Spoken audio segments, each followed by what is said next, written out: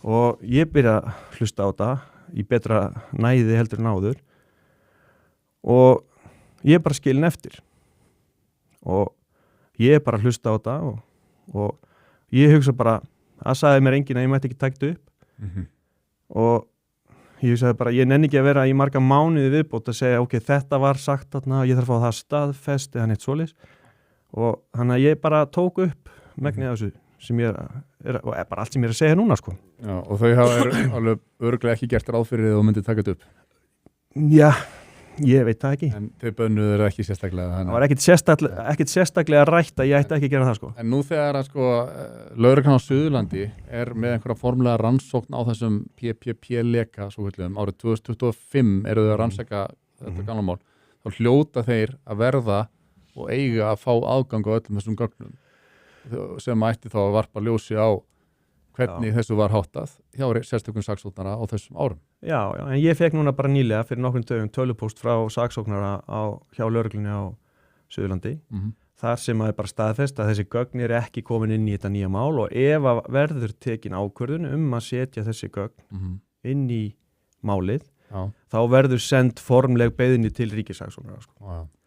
Þannig að úr þeim pósti getur maður nú alveg lesið sko að já, það er allavega þau eru ekki æst að setja þessi gögn hann inn sko. Eigum við að heyra þessar upptökur sem að þú tókst hjá ríkissaksóknara þar sem að þú fengst að heyra og sko fyrst er þetta er yfirheyrsla yfir Guðmundi Hauki heitnum félaga þínum sem að var með þér með PPP en þarna er verið að rannsaka ykkur fyrir meint ólögleg brot sem við fórum yfir áðan. Já, fyrir að leka gögnum til skiptastjóra Mælstón. Já, og Gummi segir hérna frá hvernig þessu samstarfi milli sérstaks saksóknara og Slitastjórn Glitnis var til dæmis háttað. Skulum heyra þetta brot núna. Það sem er gert að þeir fresta útgáfustefninu, ég segi við Hólmsteinn, þetta er útúrlokk. Við getum ekki náð þessu á einu degi. Það er bara alveg útúrlokk vegna þess að hugmyndafræðin hjá honum og öðrum var að koma línunum upp leið og stefna verið birt. Típist Fransunúr eða panikir og bara virt og gott úrræði. Þannig að það er frestað einn sólarhring. Ég frestað einn sólarhring að byrta stefnuna í New York til að við getum hengt upp á þetta. Það sem að kannski er sérstakt í þessu, þannig er verið að tala sko. Nú er bara að sýna frá hvernig hlutinir flæði á milli og hvernig væntingarnar geta hugsalega þegar maður er að vinna í svona umhverfi, hvað það getur haft hugsalega mótandi áhrif. Þannig kallaðir inn á fundi þess að maður Grímur Grímsson og Steinun og Hólmsteinn Sigurðsson voru að reyna að útskýra, fengu símtöl, en það einhvern veginn tókst ekki, þannig að við vorum kallaðir að fundin örstutti, látið gera og við spurðum hvað var verið að gerast á þessu línum, hvað þetta þýddi og svo út aftur. Þetta er bara atriði sem ég er að benda á til að varpa ljósi aðeins á þessar, hvað var að segja, þessar stjórnsýslulegu framkvæmd sem er við lífi. Það er að segja munnleg fyrirmæli, flæði í gagna á milli aðila og svo framvegis.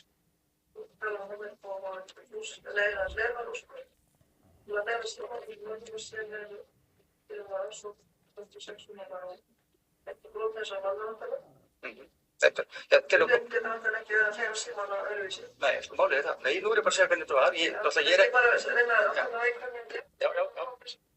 Já, það sem að... Já, ég upplýsti Hólmsteinn bara inn í það með hlustanafna, sko. Hann var alltaf uppdætað og þetta tók hann bara útskýrta fyrir hann á hundinu. Krafan var bara búin til á grundvelli stefnu sem var afhengt með, sko. Bara stefninu, nú er stefninu til dæmis. En þetta er náttúrulega meira svona saksóknara dæmi, sko. Já, ég meina það hlýtur þá að vera í úrskurðum að þessi þá voru mál, sko. Þetta er bara svona, ég er aðeins að reyna að varpa ljósi á bara hvernig þetta er alltaf þannig, en endilega þá maður spyrja það. Þarna er sem sagt Sigríður Friðjónsdóttir að fá upplýsingar árið 2012 að starfshættir sérstaksaksóknara á samstarf með Slitastjórn Glitnis hafi verið með raun og veru ólögmætum hætti. Og þú heyrir að hún er smá ringluð þarna, sko. Já.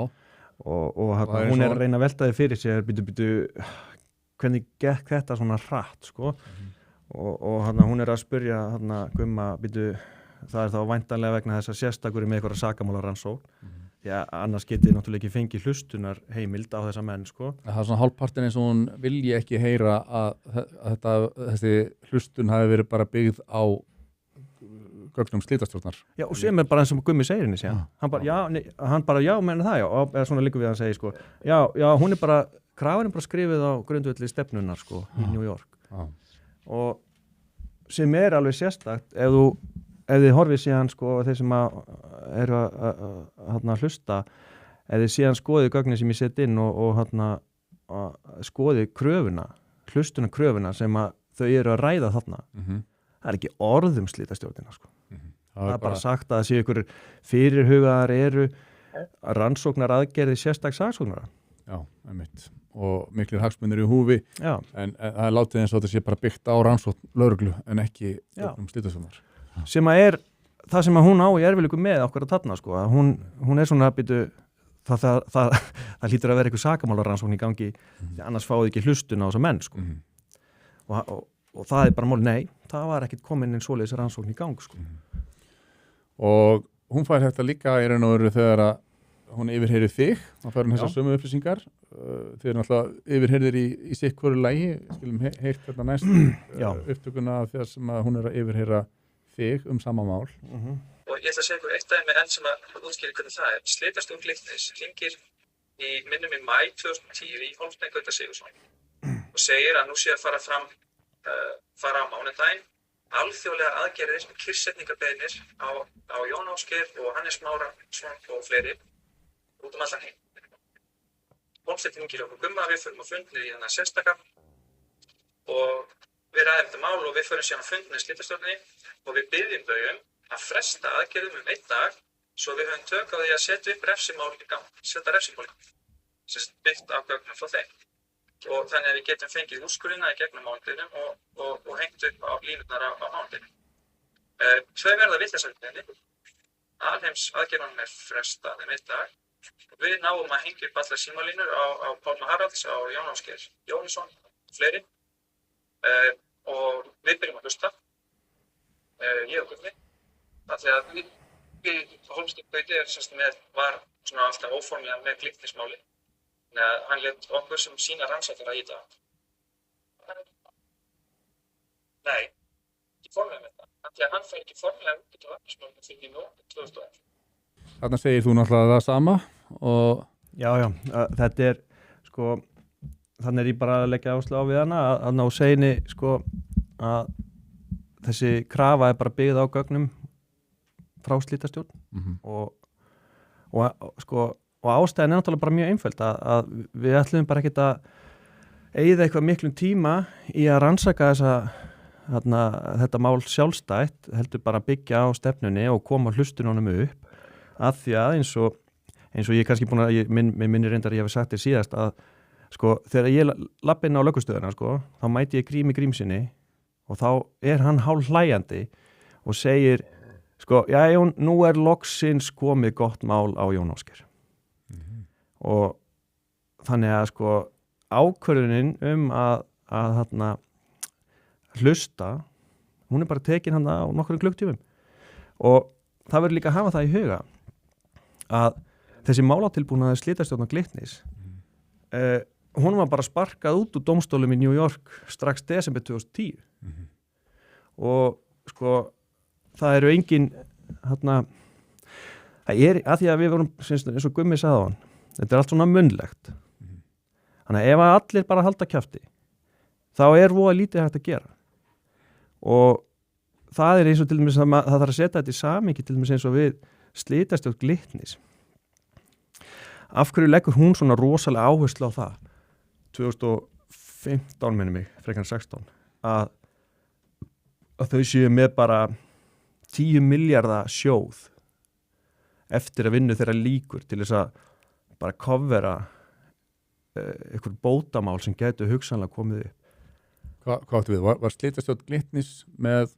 Já, slitastjórn Glitnis og kröfuhafnir samþykja það að kröfu Steinunnar og Palla að búa til svona 10 miljardar sjóð sem eingöngu til þess að verja þau í hugsanlegum skaðabótamálum á grundvelli mistaka eða þeirra vinnu í málum gegn